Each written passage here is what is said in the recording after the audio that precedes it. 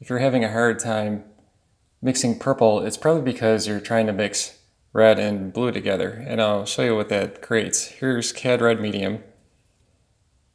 And then I'll add some Ultramarine Blue to it. It doesn't make anything close to a purple. In fact, I use this as a recipe for how to make brown in my other video. So here's the swatch of Cad Red with Ultramarine Blue. It's almost a chocolate color. This doesn't look anything like purple. You can try to add more blue to it. It doesn't really do too much to it. It does not look like purple. At the end of the video, I'll cover the color theory behind all of this, but for now, the reason why you're having trouble is because you're using red. What you should be using instead is magenta, and I like to use Quinacridone magenta. So just to demonstrate, here's some magenta, and I'll add a touch of phthalo blue.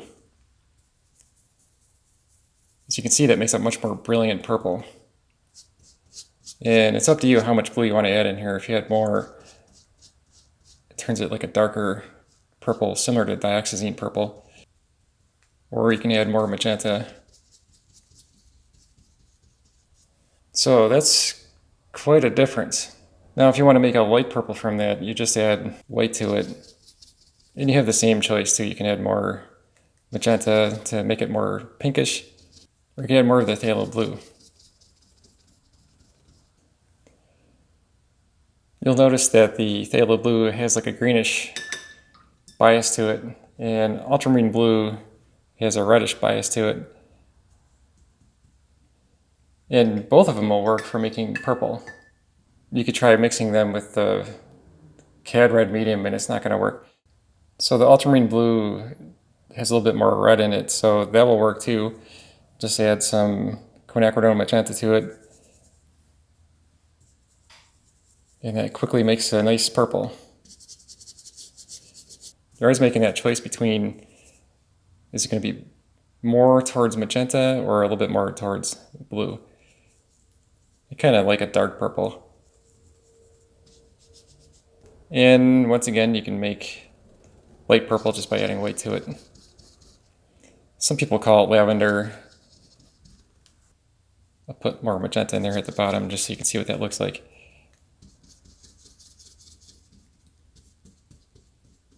You get the basic idea that Quinacridone magenta will work with pretty much any blue. I'll quickly do two more. So this is the Cerulean blue, and this is the Quinacridone magenta. It's not quite as brilliant as the other mixtures, but it still is purple. I like using this mixture with watercolors.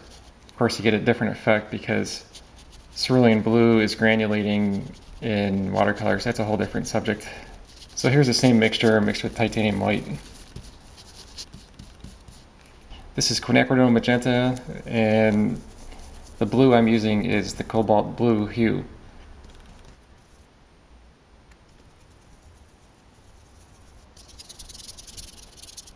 To lighten it, I'll just add titanium white. One quick tip here is that you can use Quinacridone magenta and mix it with black to make a dark maroon color, similar to the color of my shirt. It's a nice little trick to have in your bag of color mixing skills. I don't know if you call that dark purple, maroon, burgundy, or a wine color, but it's a nice shortcut. I'll add some white to it. So if you wanted to, you could just buy purple, and I like Dioxazine Purple. This is the Liquitex version of it. What I'm going to do here is try and match it using these other colors. So here it is. It's a nice color. So first I'll go for the phthalo blue and magenta. Can remember what color is what here. This is Quinacridone.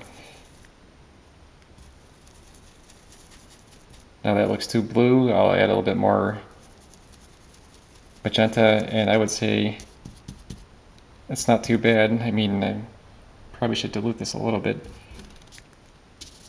Okay, maybe it needs a little more magenta. Touch more. Getting real picky. I would say that's close. Oop, I just picked up more blue. You get the idea. I mean, you can get a pretty close approximation of these colors. To me, that looks the same. Next, I'll try the Ultramarine blue with the Quinacridone, and I'll match the Dioxazine purple with it.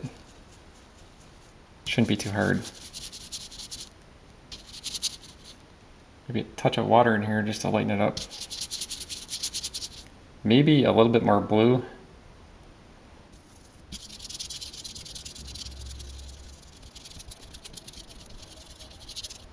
Touch more blue? That's too much.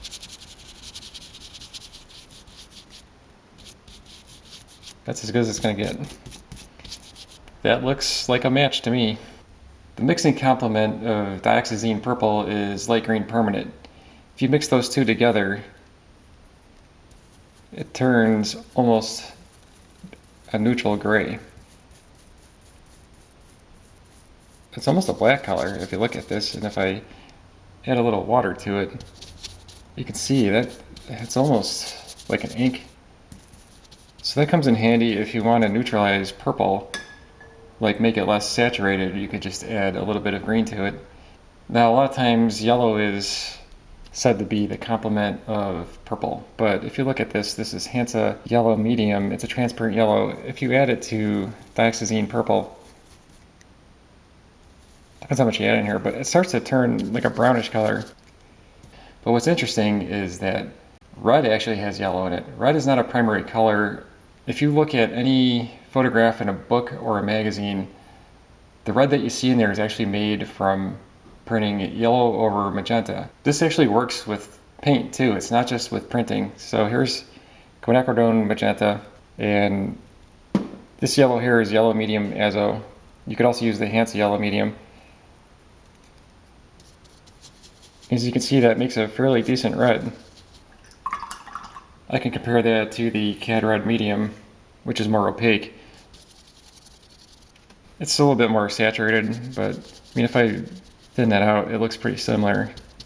So here's the pure magenta next to both of them.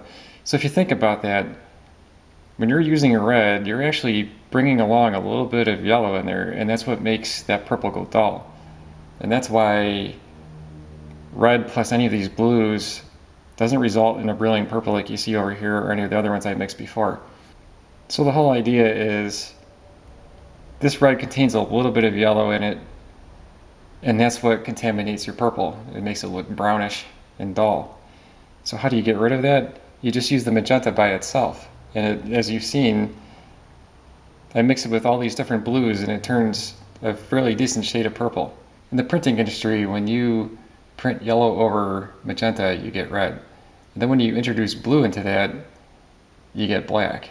And that's similar to what we see here, is that that red actually contains a little bit of yellow. So that's actually a combination of yellow and magenta. And then when you add blue into there, you have all three primaries in there and it goes muddy. So the solution would be to get rid of that yellow by just using the pure magenta by itself, and then you mix it with the Phthalo blue, which is very close to the cyan that they use in the printing industry, and you get a much more brilliant purple. I hope that makes sense. Let me know what you think in the comments. Thanks for watching this video, and please remember to subscribe.